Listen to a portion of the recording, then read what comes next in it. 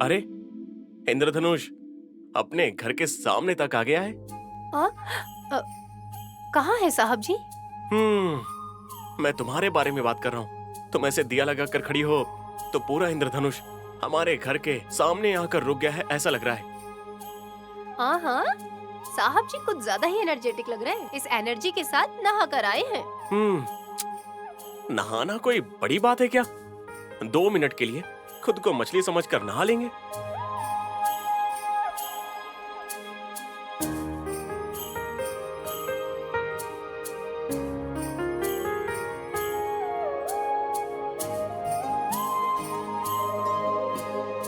आ!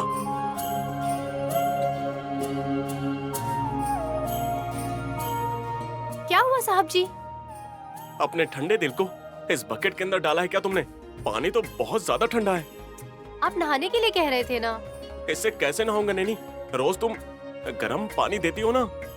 आज का दिन पूर्णिमा का दिन है ना, तो आज के दिन ठंडे पानी से ही नहाना होगा। मैंने इस पानी को अपने सर से डाला है साहब जी। अश, नैनी, तुम्हारा नाम अगर पेपर्स में डालने को बोलेंगे तो मैं डाल दूंगा, लेकिन अगर इस ठंडे पानी से मैं नहा लिया तो मेरे सर के ऊपर इनाम लग जाएगा। ऐसी बातें क्यों कहते हैं आप? समझ में नहीं आता क्या? आप नहा रहे हैं या मैं पानी डालूं आप पर? I will try.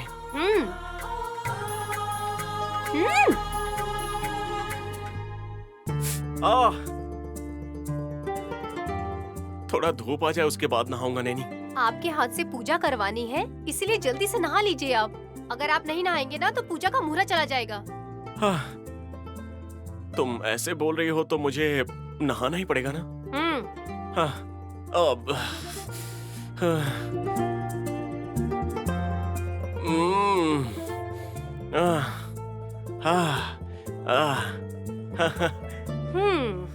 थोड़ा सा वार्म अप करूंगा तो शरीर को थोड़ी सी गर्मी मिल जाएगी। उसके बाद अगर मैं ठंडे पानी से नहाऊंगा तो मुझे पानी गर्म लगेगा। बेचारे साहब जी अलग अलग तरीके से कसरत कर रहे हैं। नैनी, तुम ऐसे हंसोगी तो मुझे गुस्सा आ जाएगा।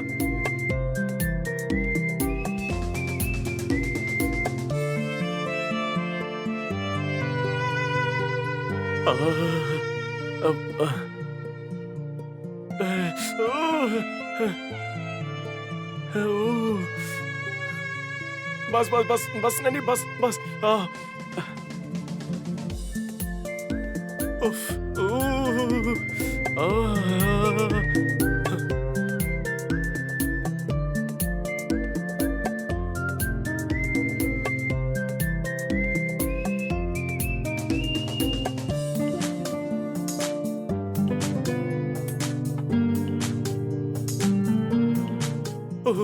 बस बस हो गया साहब जी। नहीं, टॉवेल लेके आओ ना। अब दुपट्टा होगा तो भी सही रहेगा। कोई देख लेगा तो अच्छा नहीं लगेगा। टॉवल ले लीजिए।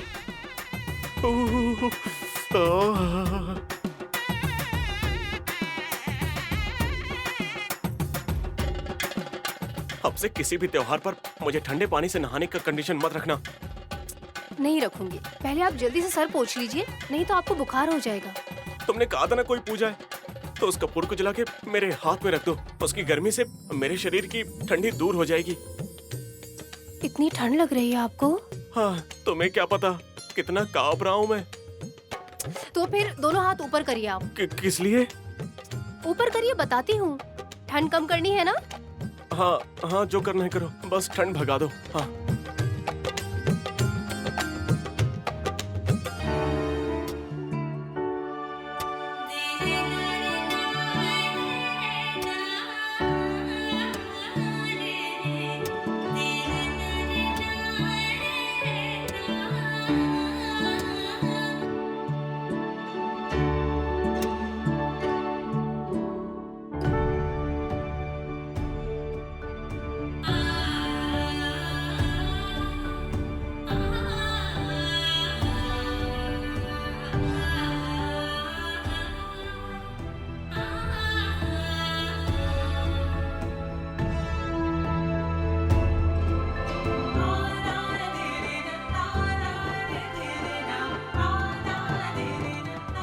आई लव यू नैनी।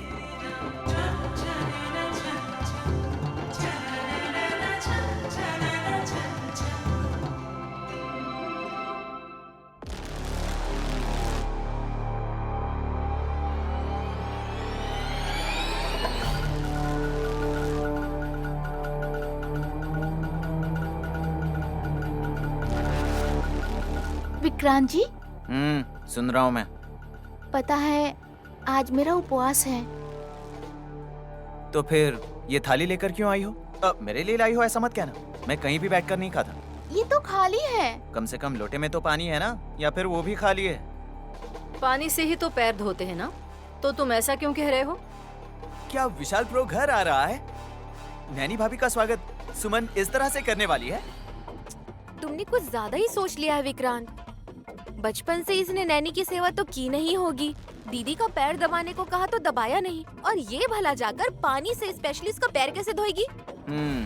मतलब किसी और के पैर धोने के लिए मेरी बीवी ये थाली और पानी लेकर आई है। बाप रे, मेरी बीवी है कह के आपने मुझे बुलाया? बस इसी बात के लिए आपके पैर धोकर पानी सर पे छिड़कना चाहती हूँ। सडनली ये कैसा प्रोग्राम है? तुम्हारी बीवी ने तुम्हारी लंबी उम्र के लिए व्रत रखा है विक्रांत। रोज ठूस ठूस कर खाने वाली इस औरत ने मेरे लिए व्रत रखा है। वट सावित्री का व्रत, यू नो। वाटा या हिस्सा? ये नाटक करके क्या हड़पने का इरादा है? अरे ये गलत बात है विक्रांत जी, ऐसा नहीं कहते। वट वृक्ष का मतलब बरगद का पेड़। उसी पेड़ की तरह पति भी सालों साल सही सलामत रहे, इसीलिए जेठ महीने में वट सावित्री व्रत को करते हैं। हाँ, तुमसे शादी करके ही मेरी जिंदगी कम हो रही है। ऊपर से तुम्हें ये सब पूजा व्रत करने की जरूरत क्या है सुमन? शायद पब्लिक को डाउट नहीं आना चाहिए इसलिए। छी, रुकिए, आप ये कैसी बातें कर रही हैं? सुमन तो सुहागन रहकर ही ऊपर जाना चाहती है। मैंने ऐसा कब कहा दीदी? मतलब ऐसा नहीं चाहती तुम? सुहागन रह के ऊपर जाना चाहिए, ऐसा रूल है क्या? मैंने कहा था ना, करोड़ों मिलने के बाद बदन साफ करने के लिए आ जाओ, ऐसा भतीजे ने अगर पुकारा फिर भी ये वॉशरूम में नहीं जाएगी। यू मीन पीठ घिसने की बात कर रही हो ना? वही कह रही हूँ मैं। इतने पैसे होने के बाद रईसों की तरह रहना चाहिए। ये नहीं कि वॉशरूम में अपने पति को नहलाओ और भैंस की तरह उसकी पीठ को घसो। यही है तुम्हारा ओरिजिनल कैरेक्टर। पेट से हो इस बात से खुश होने के बजाय पैसे नहीं है इस बात का दुख है तुम्हें। आप चिढ़ जाएंगे, ये बात मैं जानती थी विक्रांत जी। अपना दायां पैर इस थाली में रखिए। जिस थाली में खाना खाते हैं उसमें कोई भी समझदार इंसान हाथ रखता है, पैर नहीं रखता। हाथ धोगे क्या विक्रांत? ओहो, तुम रुक जाओ। विक्रांत, कोई परवाह नहीं है, पैर रखो। इस थाली में डॉगी खाना खाता है। धुरंधरा बुआ जी, आप कुत्ते की इज्जत नहीं करती क्या? कुत्ते का ठीक से ख्याल रखेंगे तब जाकर घर में बरकत आती है, ऐसा बुजुर्ग कहते हैं। ऐसे मत कहो दीदी। पत्नी को छोड़कर ये सबकी परवाह करते हैं। मैं कह भी दूंगा। तुम्हें जो व्रत रखना है रख लो, पर मुझे परेशान मत करो। अगर चाहती हो तो थोड़ा खाना लेकर कुत्ते को दो, कम से कम वो तो तुम पर भरोसा करेगा। देखा ना, आपकी वजह से विक्रांत जी ने अपना मन बदल लिया। ये अच्छा है, खुद ही किसी मुसीबत में हाथ डालो फिर ऊपर वाले पर इल्जाम लगा दो। देखो बहन, पति की भलाई चाहने में कोई भी गलत बात बिल्कुल भी नहीं है, पर जब दोनों तुम लोग साथ मिलकर रहोगे और मिलकर पूजा व्रत करोगे तब जाकर उसका फल मिलेगा। मैं प्यार से रहूं तो भी इन्हें कोई फर्क नहीं पड़ता। प्यार मतलब परिवार के साथ छल करना नहीं होता, अपनों में प्यार बांटना होता है। ये जब तुम समझोगी तभी तुम्हारे जीवन का कोई अर्थ होगा।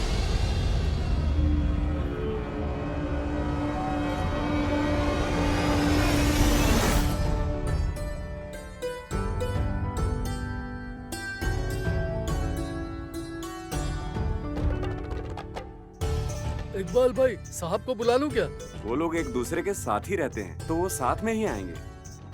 वो देखो, सीताराम की तरह आ रहे हैं, देखो जरा।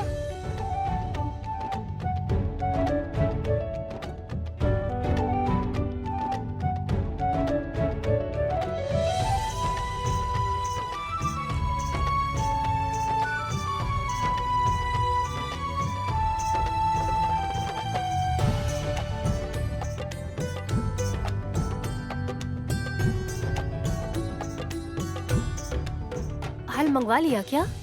हमने सब कुछ रेडी रखा है। बीच में क्यों खड़े हो? हट जाओ यहाँ से।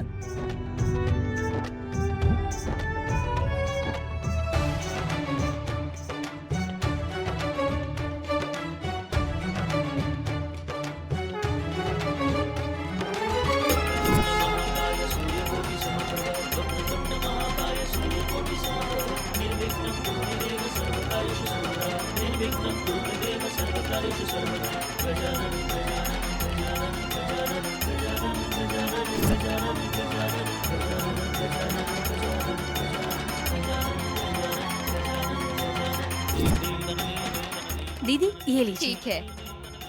हल को तेल से साफ करना चाहिए। हमने पानी से धोकर रखा है मैडम। नैनी, फिर इसे साफ करने की क्या जरूरत?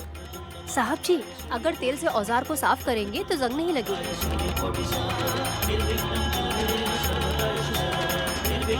ये देखिए, ये इस हल का कोना है। ये हल्का है। इस हिस्से को सीता कहते हैं। आपने इसका नाम रखा है नैनी जी? मेरा रखा हुआ नाम नहीं है। इसका मतलब बैलों को तैयार करके खेत जोतने के लिए तैयार रखा हुआ हल, इसका ये मतलब होता है। सीता से मतलब हल के इस हिस्से से धरती माँ उनका जब द्वार खुला तब उस द्वार से पता है कौन निकली? सीता माता बाहर आई वहाँ से। इसलिए इस त्योहार को सीता यज्ञम के नाम से भी जाना जाता है। जो पूजा किसानों को करनी चाहिए वो आप क्यों कर रही हैं मैडम? ये बात जब मैंने पूछा तो पता है नैनी ने क्या कहा? खेती बाड़ी को एक पवित्र कार्य की तरह, तपस्या की तरह, भले ही किसानों का त्योहार क्यों ना हो, ये सब का भूख मिटाने वाला एक त्योहार है। इसलिए एरुआ का पूर्णिमा सबके लिए त्योहार है, ऐसा कहा इसने। सच बात है साहब जी। गोबर लगाने के बाद रंगोली बनानी चाहिए।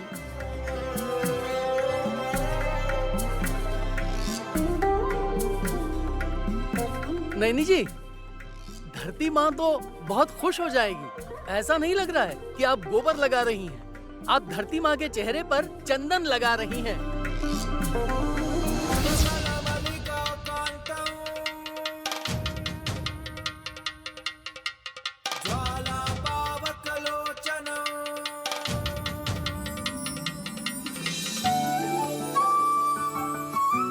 साहब जी, आप इस तरह से खड़े हो कि मुझे देखिए मत। हल पर फूल चढ़ाइए, टीका लगाइए।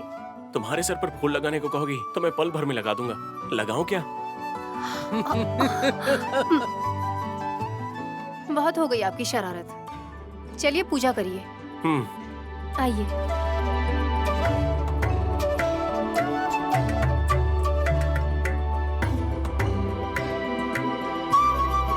नैनी, तुम्हारी आंखों में मैं जैसे काजल लगा रहा हूँ, वही सोच के हल्दी लगा रहा हूँ। जैसे कि तुम्हें टीका लगा रहा हूँ, उसी तरह हल पर भी कुमकुम लगा रहा हूँ। नैनी जी को आप पाउडर कैसे लगाएंगे विशाल जी? तुम चुप हो जाओ इकबाल। विशाल बाबू अगर बताएंगे तो दिल खुश हो जाएगा। आप चलिए साहब जी।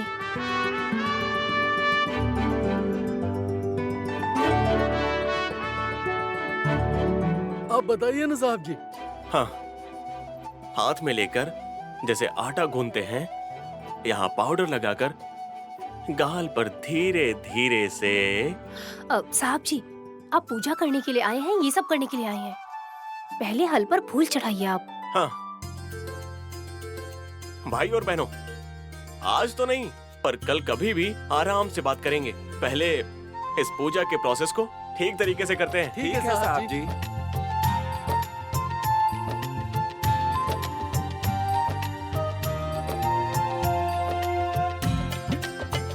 आइए साहब जी, आइए।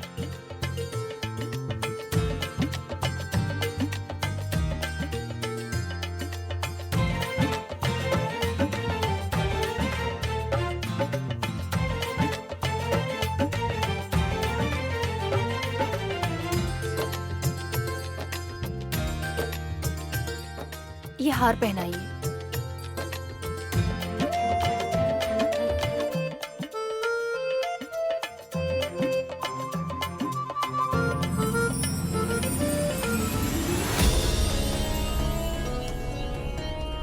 मैंने जो पूछा उसका जवाब देने की बजाय तुम क्या सोच रही हो? यही कि कोई और बिजनेस शुरू करेंगे तो कैसा रहेगा? अब तक जितना नुकसान हुआ है काफी है। नया बिजनेस खोलने के लिए जितनी जायदाद बची है उसे भी बेचना पड़ेगा। प्रॉफिट आएगा तो पैसे कहाँ कहाँ रखे समझ नहीं आएगा आंटी।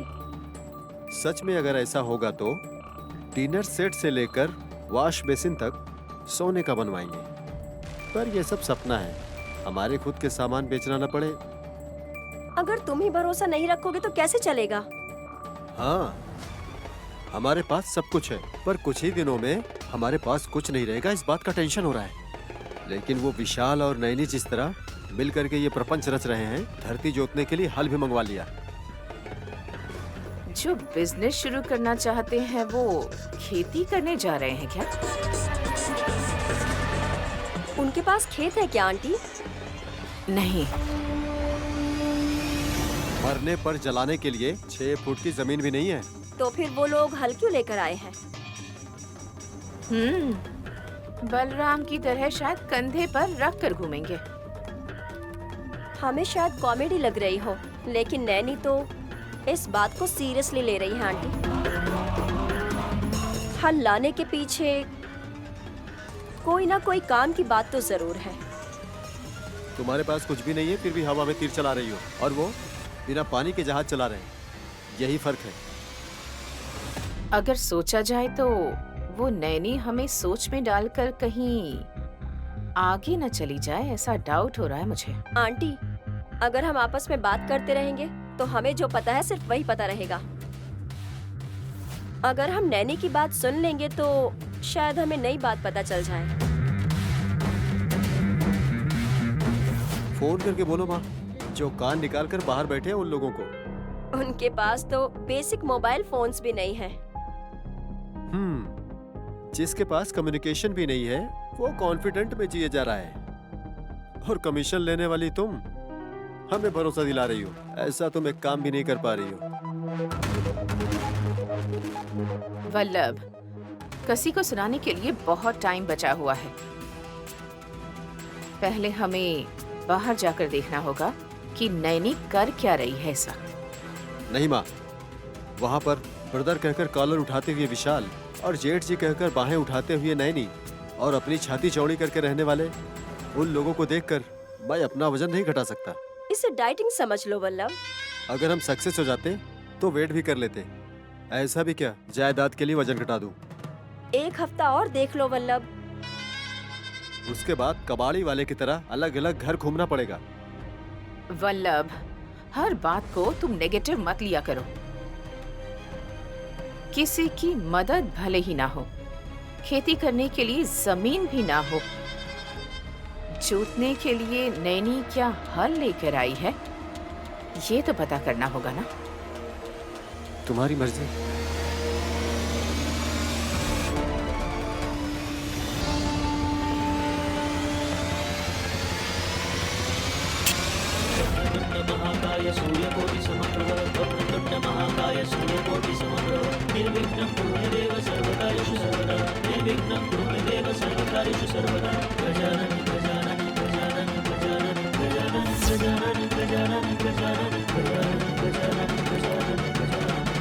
आरती लीजिए साहब जी।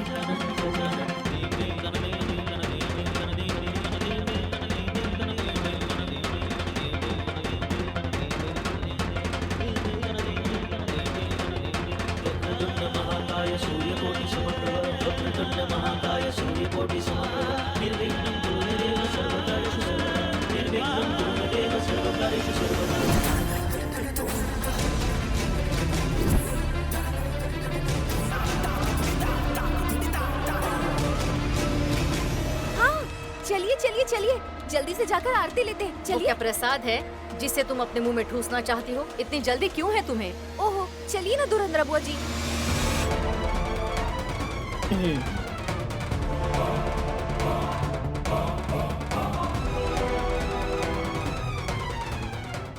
विशाल, आप भी लीजिए ना सासू माँ जी। लीजिए माँ। बहुत संतुष्टि हुई।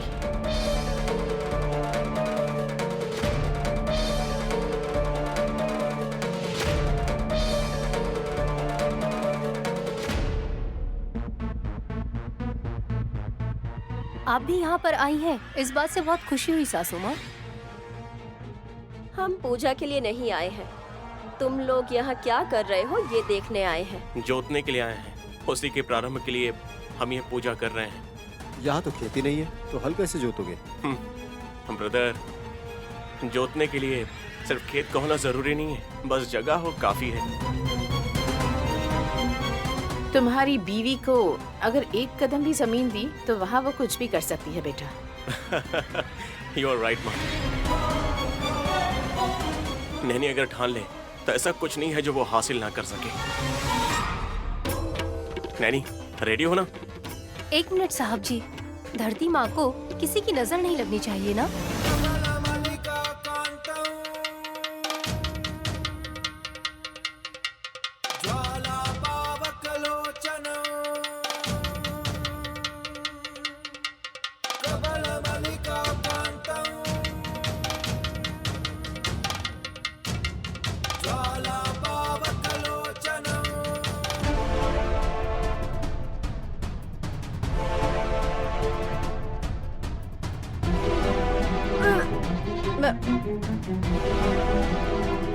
ये क्या है? बहुत नमकीन है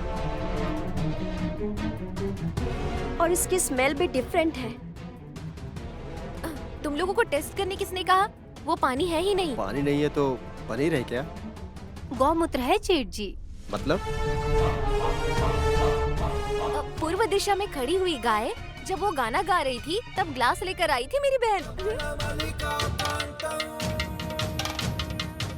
सॉन्ग किसने गाया?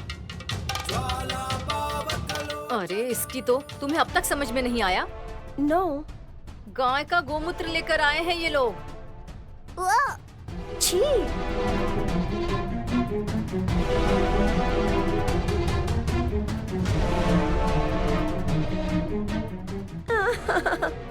Aunty, what is this aunty? पूजा का भाग है ये कसी। Take it easy. तुमने बस स्मेल लिया, जैसे कि कोई अमृत होठों पर गिरा। मैंने तो उसे टेस्ट भी किया है। मुझे कैसा फील होना चाहिए?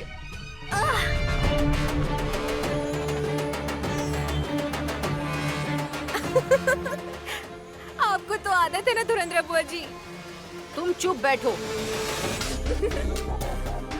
तुम्हें पहले से ही पता था ना, तो फिर तुम चुप क्यों बैठी थी? लेकिन हम भी तो वहीं खड़े थे ना। क्या हो गया आपको? ए, अगर जरूरत पड़े तो तुम लोग लाइन में खड़े रहकर भी प्रसाद के लिए हाथ फैलाओगे। ऐसा हमने नैवेद्य समझकर कई बार खाया है सर। मैंने कहा क्या? बेकारी कहेंगे।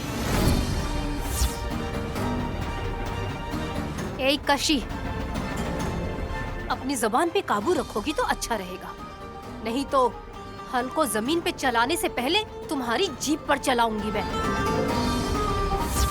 नहीं, सीरियस मत हो।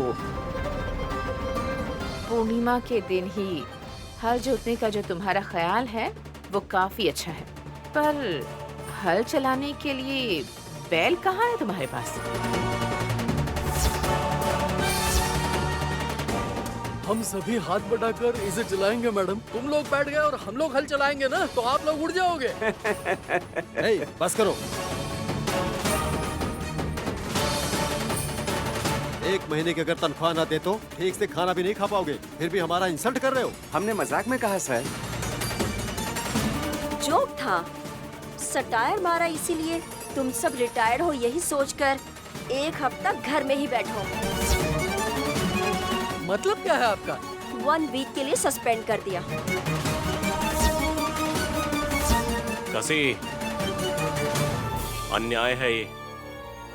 मजाक में कही बात को सीरियसली लेकर 1 वीक सस्पेंड कर दोगी तो इनका तनख्वाह कट जाएगा, और तो और फैक्ट्री में प्रोडक्शन भी रुक जाएगा।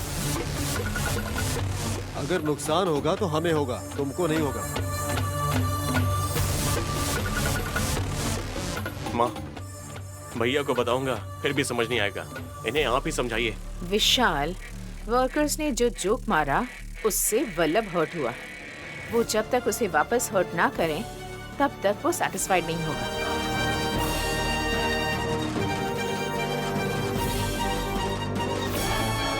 ये पैसे का रूप दिखाने की खुशी है। तुम लोग जोक मारकर जोर जोर से हंसोगे तो उसका क्या? हाँ,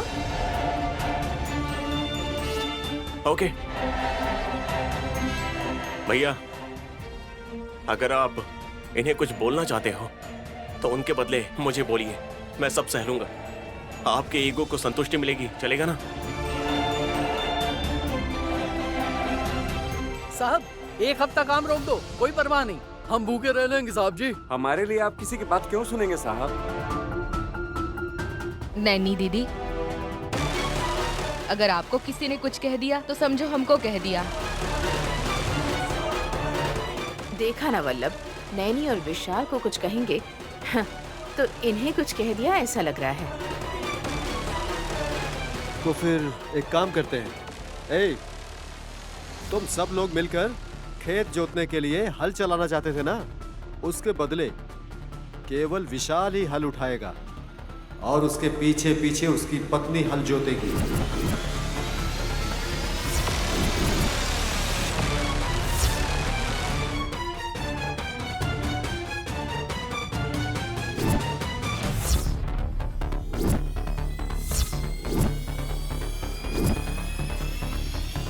अन्याय है, दुष्टता है। अमेरिका वाले भतीजे ने कभी पैर जमीन पर नहीं रखा। जब से नैनी से शादी हुई है, ये कष्ट उठा रहा है।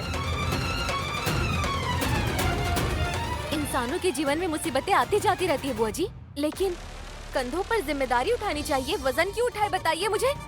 इसे उठा कर ले जाना कोई आसान बात लगती है क्या? उन्होंने वो बात कही इसीलिए विशाल को ये पनिशमेंट मिल गई ऐसा समझ सकते हैं। एक्चुअली भले ही मेरे बेटे वल्लभ की इच्छा बिल्कुल सही नहीं है, पर मेरा दूसरा बेटा विशाल एम्प्लॉइज की एक हफ्ते की तनख्वाह बचाने के लिए अपने कंधों पर बोझ उठाकर चलेगा।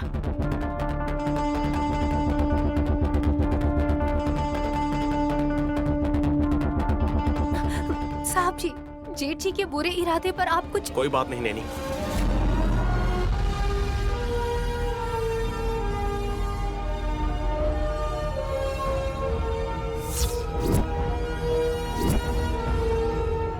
नहीं विशाल, किसी और के लिए तुम परेशानी मत उठाओ।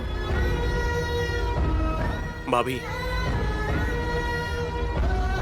मेरे दादाजी के परिसर में रहने वाले ये लोग मेरी माँ के स्थापित किए गए कंपनी में दिन रात मेहनत से काम कर रहे हैं। कंपनी के लिए अपनी जिंदगी त्याग करने वाले अगर कहेंगे कि वो तनख्वाह भी त्याग कर देंगे तो ये मुझे मंजूर नहीं।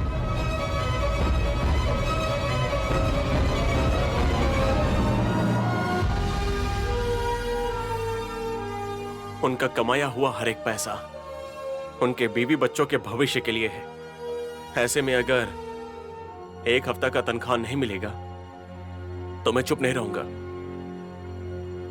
मैं अपनी पत्नी का दुलारा हूं, बैल बनने के लिए पीछे नहीं हटूंगा। नैनी, हल पकड़ो।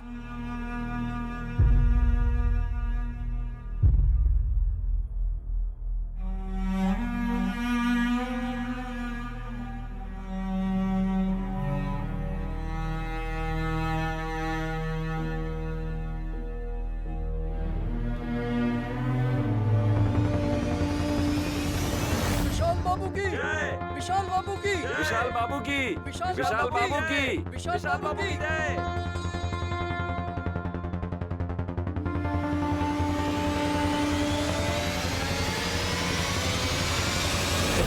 महाकाय सूर्यकोटि समप्रभ वक्रतुंड महाकाय सूर्यकोटि समप्रभ निर्विघ्नं। विशाल बाबू की, विशाल बाबू की, विशाल बाबू की, विशाल बाबू की, विशाल बाबू की, विशाल बाबू की, विशाल बाबू की,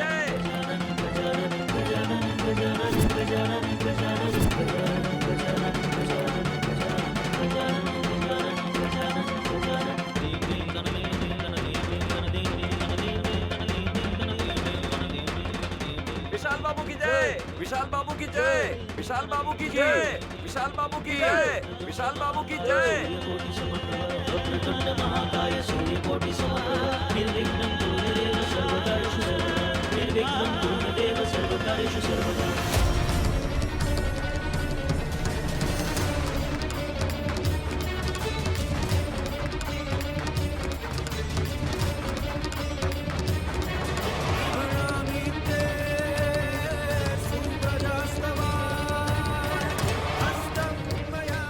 नारे तो बहुत लगा लिए, पर इसे घसीट कर जोतना भी तो होगा। तब तुम्हारी अकड़ ठिकाने आएगी और सारी अकड़ निकल जाएगी।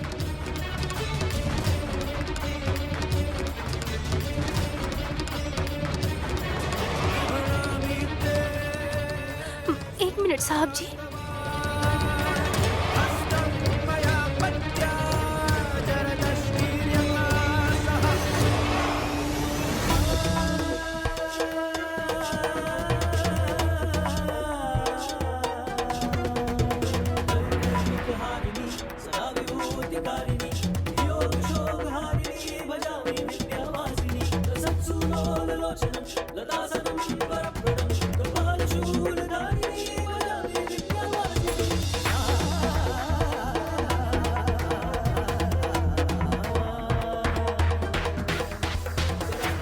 अरे अरे अरे, मैं ये बेरहमी देख नहीं सकती। मैं अगर नहीं आती तो अच्छा होता। बुआ, मैं जो उठा रहा हूँ वो बोझ नहीं, मेरे अपनों की इज्जत है। विशाल बाबू की जय, विशाल बाबू की जय, विशाल बाबू की जय, विशाल बाबू की जय।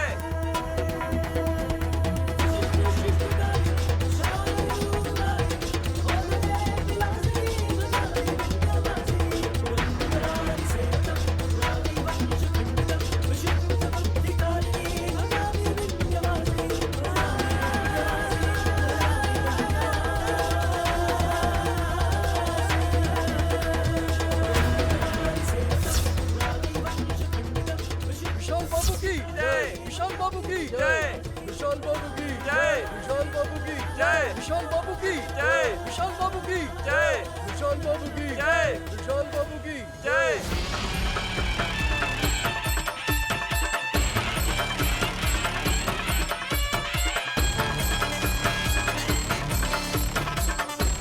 साहब जी, आपकी इज्जत करने वालों के लिए आप कुछ भी कर सकते हैं, मैं जानती हूँ। पुंडरीनाथ जी ने अपनी डायरी में जो भी लिखा था, चौड़ाई 30 और लंबाई 40 फीट यहीं पर है। इसी रात को हम वो रहस्य हासिल करने वाले हैं। आपकी मेहनत व्यर्थ नहीं जाएगी साहब जी। साहब जी, मैंने जो ये लकीर खींची है, आप उसी पर हल चलाइएगा। विशाल बाबू की जय, विशाल बाबू की जय, विशाल बाबू की जय, विशाल बाबू की जय। जय हो माँ विशालाक्षी की जय।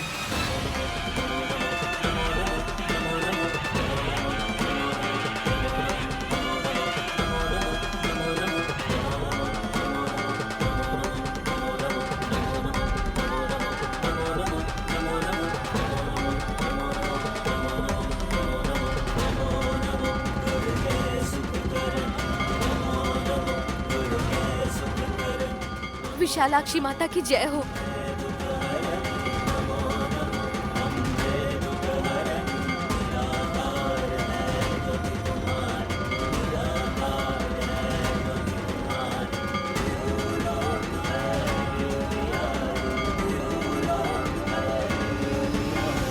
ये क्या आंटी, बाकी सब तो बीज छिड़कते हुए जाते हैं, पर नैनी ने बॉक्स की तरह लकीर क्यों खींची है? वो जो भी करती है उसके पीछे लॉजिक होता है कसी। हमें डाइवर्ट करने के लिए वो ऐसा कर रही है। पहले विशाल के कष्ट को देखकर एंजॉय करो ना नाम। ए, ये क्या है? छी, मच्छर था मुंह में, अंदर चला गया था ना तो मैंने थूक दिया। आपको लगा मैंने यहाँ पर थूका?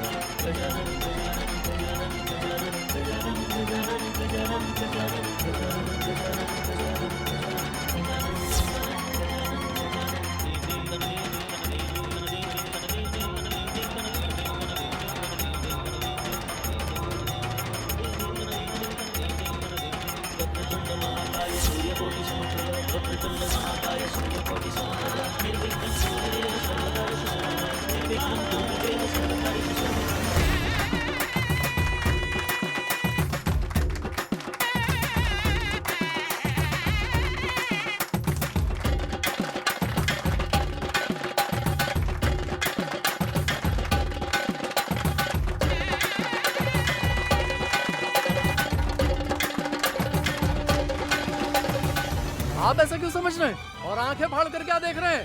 विशाल साहब ने जमीन जोत दी है।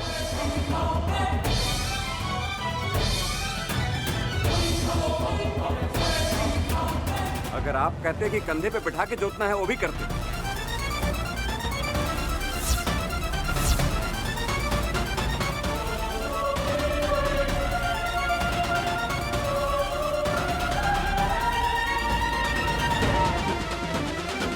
Hey, shut up! हमारी तनख्वाह तो गई नहीं, कुछ लोगों का फ्यूज उड़ गया। तुम सब चुप रहोगे तभी तो हम लोग नैनी की तारीफ कर पाएंगे। बलवान पति से शादी करने का कितना बेनिफिट होता है ये पता चल गया ना नैनी? अच्छी बात है। तुम्हारी अभी तक शादी नहीं हुई ना, तुम पब में जाकर ऐसे घूमने की बजाय थोड़ा तरीके से रहोगी तो थोड़ी ताकत, थोड़ी बुद्धिमानी तुम्हारी जिंदगी में जरूर आ जाएगी। वो सब तो ठीक है नैनी, पर इस जगह को तुमने अच्छे से जोता है। क्या उगाना है इसमें? पहले आपके दिए हुए मनी प्लांट को ही लगाएंगे सासू माँ जी, उसके बाद क्या उगाना है वो हम बाद में सोचेंगे। मनी प्लांट उगाओगी तो पैसे बढ़ेंगे, इसीलिए पेड़ पर पैसे उगेंगे इसीलिए। वही माँ, दादाजी की आशाओं को सच करने के लिए। पेड़ पर कहीं पैसे उगते हैं क्या? जब मेरे पति के सिर पर सिंह और कसी को पूछ तो पेड़ पर ऐसे पैसे क्यों नहीं उगेंगे? Hey, ऐसे क्या पक रही है? देखने से तो ऐसा ही लगता है, पर अनुभव करेंगे तभी मालूम चलेगा ना। मम्मी, अब यहाँ क्यों रुके? चलो चलते हैं। 1 मिनट जेठ जी। सासू माँ, बुआ, हासनी दीदी, कशी, घर के लोगों को खाली हाथ नहीं जाना चाहिए, इसलिए मैं भेंट दूंगी।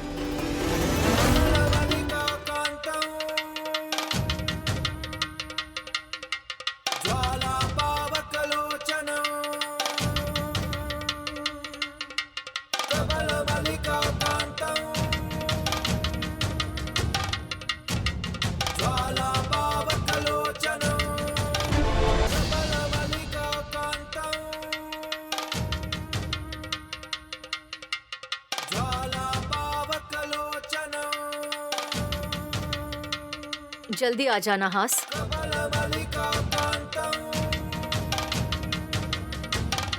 देखा बहन, मुझे छोड़कर सब लोग कैसे चले गए? वो पहले चले गए, अच्छा ही हुआ दीदी। ये लीजिए आप।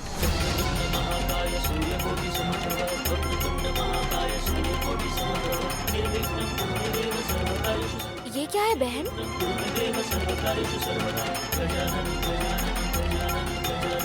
मैं तुम्हारे कानों में बताऊंगी, पास आइए दीदी।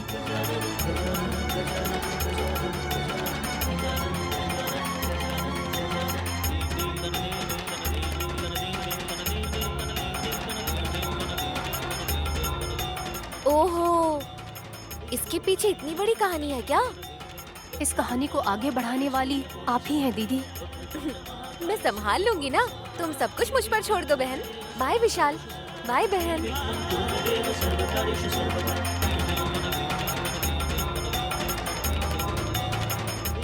लगता है भाभी को कोई सीक्रेट बताया तुमने। देवरानी और जेठानी के बीच कुछ रहस्य होते हैं साहब जी।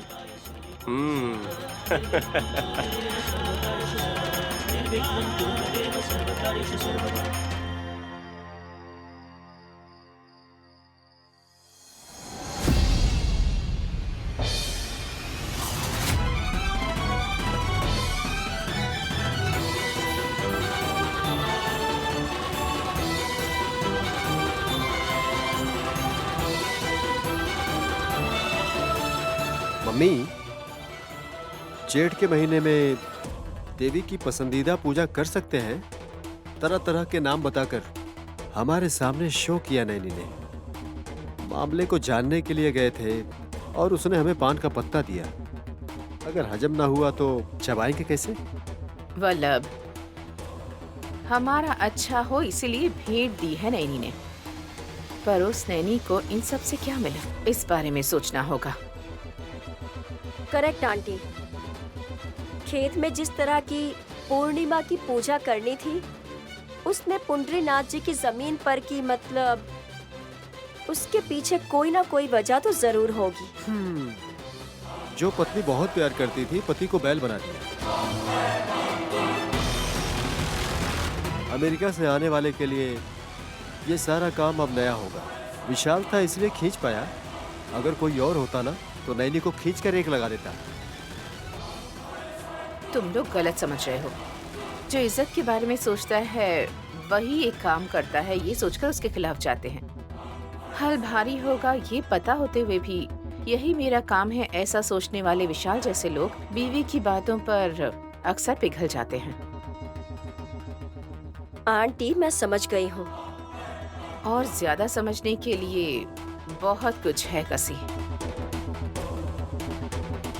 पुंडरीनाथ जी पेड़ पर पैसे उगते हैं, ऐसा उन्होंने डायरी में लिखा है।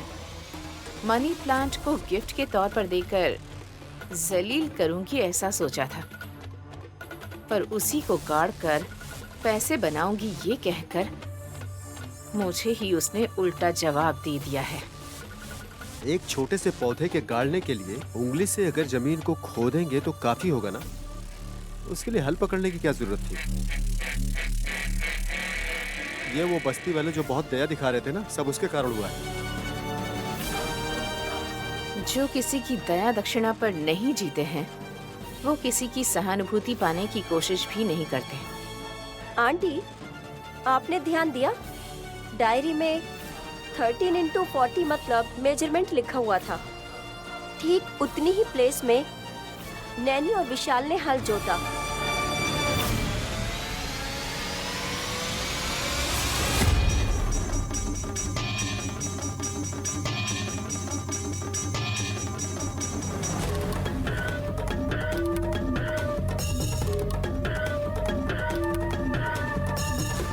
और एक बात ये है कि उस दिन जो बैल ने छलांग मारी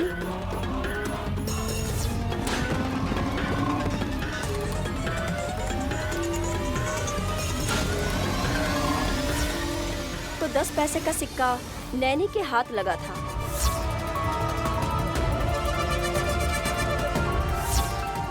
मेजरमेंट के हिसाब से खुदाई की।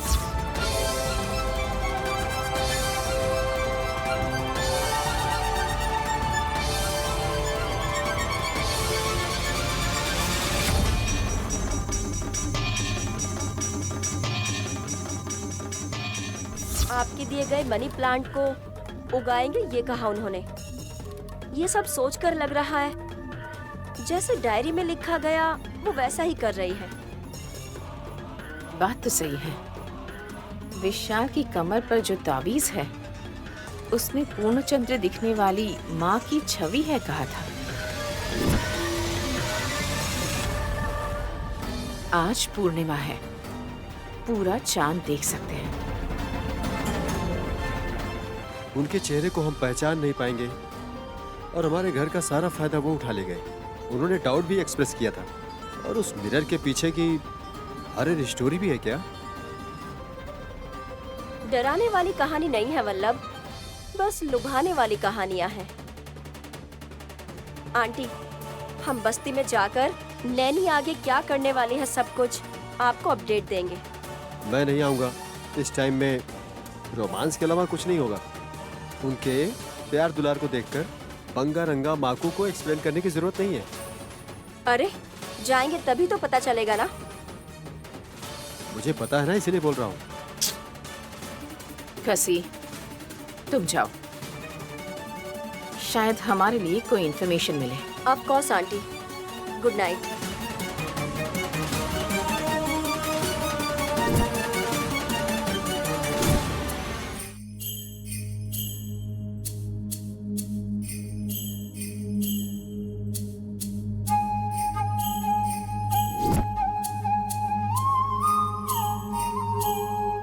हेलो मैडम, मुझे भोजन देकर तुम बाहर चली गई तो मुझे लगा कि तुम बर्तन धो रही होगी।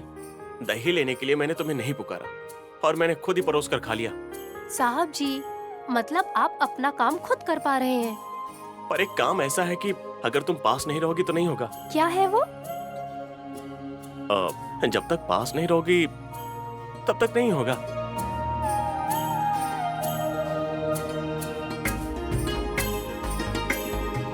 आप शरारती बातें कर रहे हैं। हाँ, बस ऐसा ही समझ लो। हम कहाँ पर हैं आप समझ रहे हैं ना साहब जी? शहर के बाहर। शहर के बाहर नहीं, हम परिसर में ही बैठे हुए हैं। आपके ये नटखट काम देख कर ना ये लोग क्या सोचेंगे आप सोचिए ना। जमीन को जोतने वाले हम थके नहीं, पर देखने वालों ने पहले तो आराम से देखा, उसके बाद खाना खाकर अब गहरी नींद में सो रहे होंगे। तुम कान लगाकर अगर सुनोगी तो इकबाल के खर्राटे की आवाज, रामकृष्ण जो नींद में बड़बड़ा रहा है, वो सब भी सुनाई देगा। जो कुछ भी है वो यहाँ पर नहीं होगा। ठीक है, अगर चलते हैं तो चलो। साहब जी बैठिए ना। क्या हुआ साहब जी? कुछ नहीं, नथिंग टू वरी। मैंने कहा ना, कुछ नहीं हुआ है।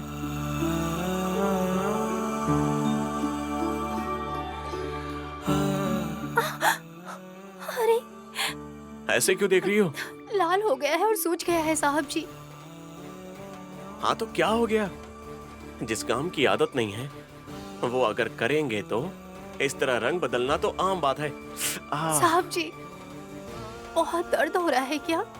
हे भगवान, अगर तुम ऐसे ही पूछोगी तो मेरे दिल में भी दर्द शुरू हो जाएगा।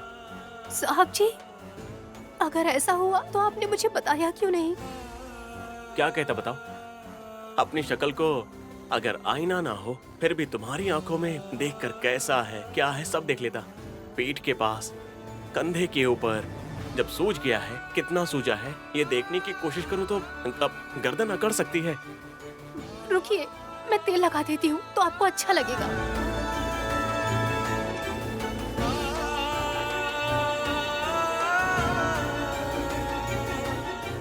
अरे ठीक हो जाएगा नैनी। तेल लगा दूंगी तो और जल्दी ठीक हो जाएगा साहब जी। अब थोड़ा आराम से।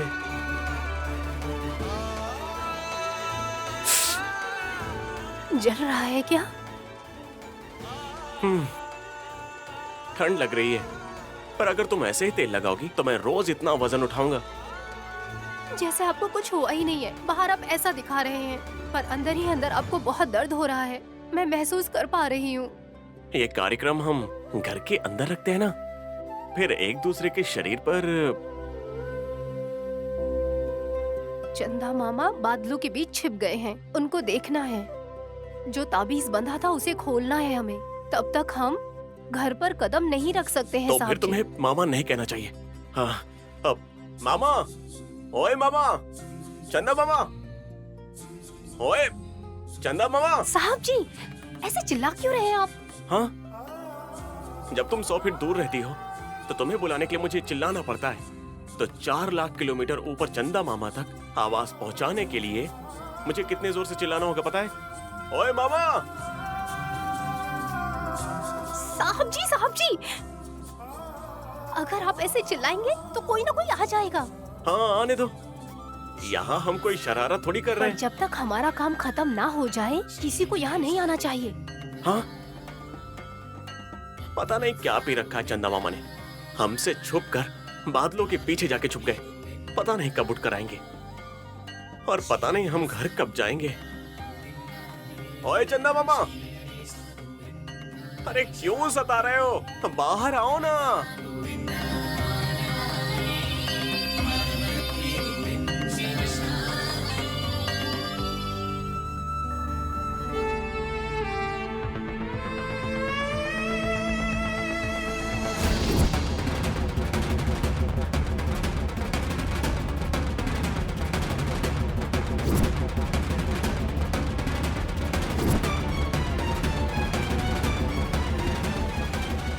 कार को यहीं छोड़ना बेहतर होगा। कोई देखेगा नहीं, और अगर देख भी लेगा तो डाउट नहीं करेगा।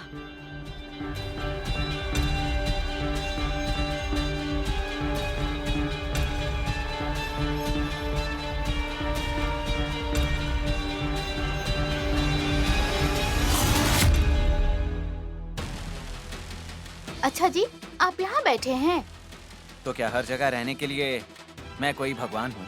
पति ही परमेश्वर होता है, इसीलिए आप जहाँ हैं वहीं खाना लेकर आई हूँ। म्युनिसिपैलिटी ऑफिस में अगर तुम्हें नौकरी दिलवा देना तो अच्छा होगा, वहाँ साफ करते रहना। अरे मैं दोबारा आपके पैर धोने के लिए थाली लेकर नहीं आई हूँ जी। आपको खाना खिलाकर आपके मुंह को धोने के लिए एक गिलास पानी लेकर आई हूँ। तुम खिलाओगी? कोई जरूरत नहीं है। अगर तुम यहाँ से चली जाओगी ना तो मेरे मन को शांति मिलेगी। व्रत खत्म हो गया। चंद्रमा का निकलते ही उपवास खत्म हो जाता है। पति के खाने के बाद पत्नी खा सकती है। इस व्रत में ऐसा ही होता है। मुंह खोलिए, मैं खिलाती हूँ। नहीं, जैसे तुम्हारे मुंह से मुंह नहीं लगाऊंगा उसी तरह तुम्हारा हाथ मैं अपने मुंह तक नहीं लाने दूंगा। क्यों? किस बात का झगड़ा हो रहा है? झगड़ा नहीं पापा, ये सुमन उपवास के नाम पर मेरे मुंह में खाना ठूसने के लिए आई है। आप ऐसे कहेंगे तो पिताजी मुझे गलत समझेंगे ना। अब तुम अकेली नहीं हो, तुम्हें इस पूजा की जरूरत है।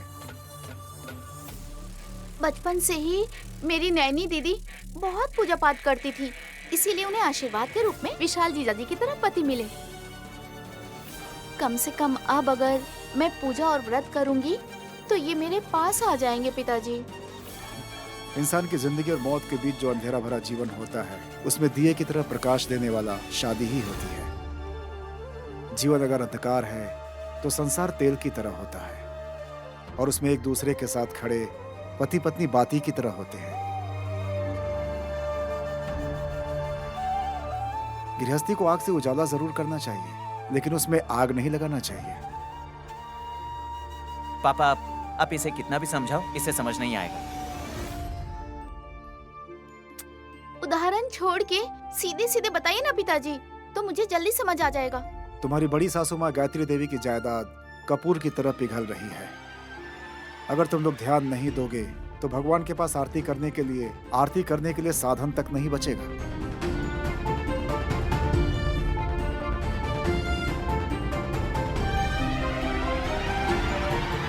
देखा तुमने मम्मी कैसे उछल रहे हैं तुम्हारे पति?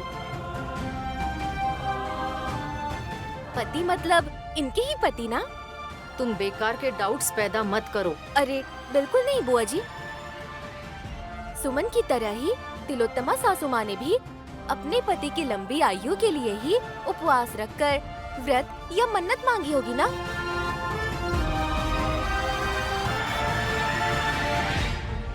बहन, उस थाली को तुम सासू माँ को दे दो। तुम्हारे पति वैसे भी खाएंगे नहीं, कम से कम ससुर जी तो खा लेंगे।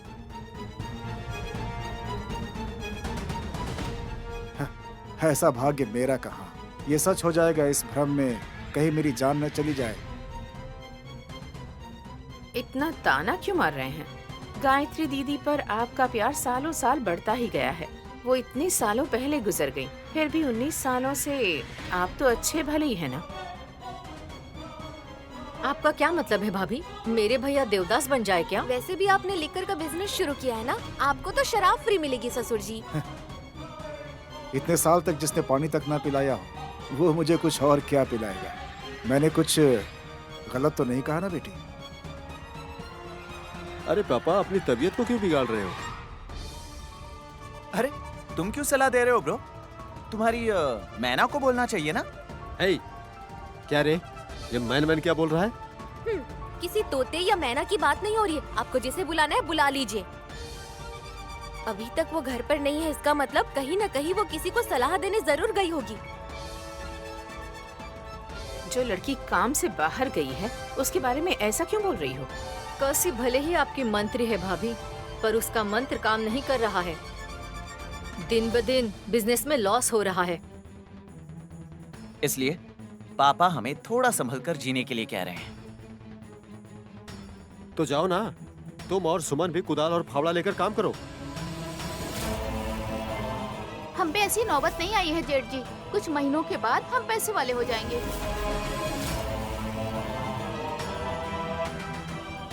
कटोरा। यस, सिर्फ एक कटोरा ही बचेगा।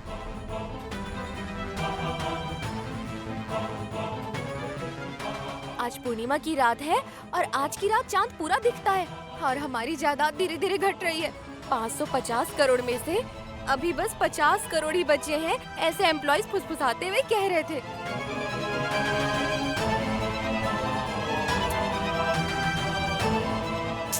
इस सब में तुम क्यों फंस रही हो?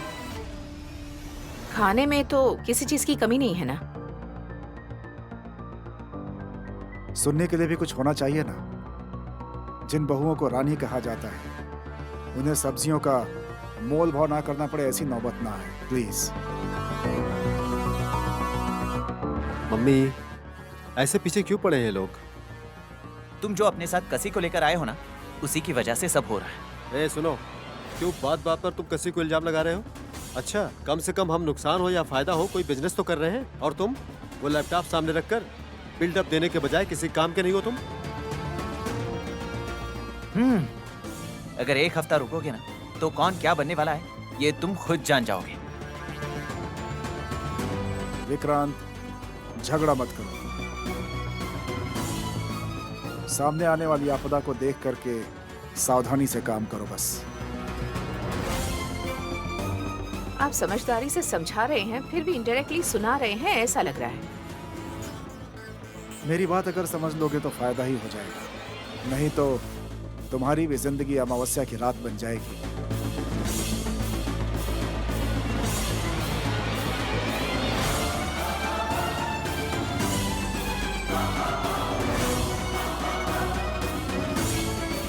एक हफ्ते बाद क्या होने वाला है? शायद एड्रेस बदल जाएगा, ऐसा मेरा सिक्स्थ सेंस कह रहा है। Let's wait and C.